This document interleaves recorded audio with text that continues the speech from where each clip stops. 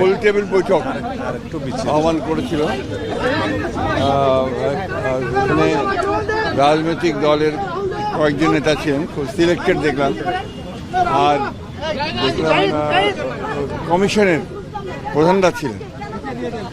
মূলত এখানে যে সংস্কারের ব্যাপারগুলো যেগুলো আপনার কমিশনগুলো করা হয়েছে সেই সম্পর্কে জাতিসংঘের মহাসচিবকে অবহিত করা হয়েছে। সেটা নজরুল ইসলাম আসিফ নজরুল করেছেন।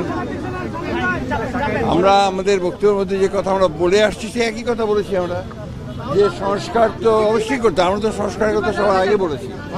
সেই সংস্কারটা অবশ্যই করতে হবে, কিন্তু সেই সংস্কারটা যত দ্রুত করা যায়, আমরা যেটা বলেছি আমরা মূলত যে নির্বাচন কেন্দ্রিক যে বিষয়গুলো আছে সেগুলো করে ফেলা এবং তার দ্রুত ইলেকশন করা এবং একটা পার্লামেন্টের মাধ্যমে বাকি বিষয়গুলোকে আপনার করতে হবে। এটা একটা চলমান প্রক্রিয়া, সেই বিষয়গুলো আমরা বলে এসেছি।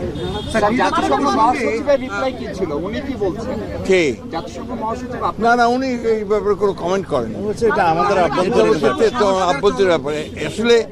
আসলে এই গোল টেবিলটার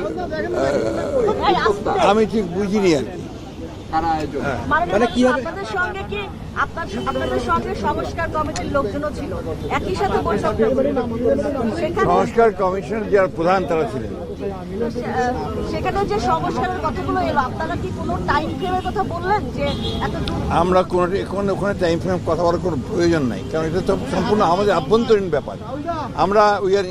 আমরা সংস্কার কমিশনের সঙ্গে আমরা কথা বলছি, তাদের সঙ্গে আমাদের যোগাযোগ আছে এবং তারা যা চাচ্ছে আমরা সব তাদেরকে দিয়েছি।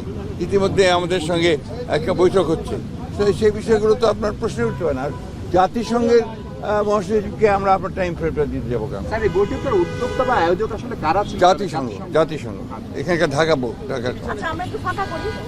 আমরা বলতে পারি যে আপনারা আগের কথাই বলেছেন যে সংস্কার চলমান প্রক্রিয়া, সেখানে নির্বাচনটি অতি দ্রুত সম্ভব সেটাই।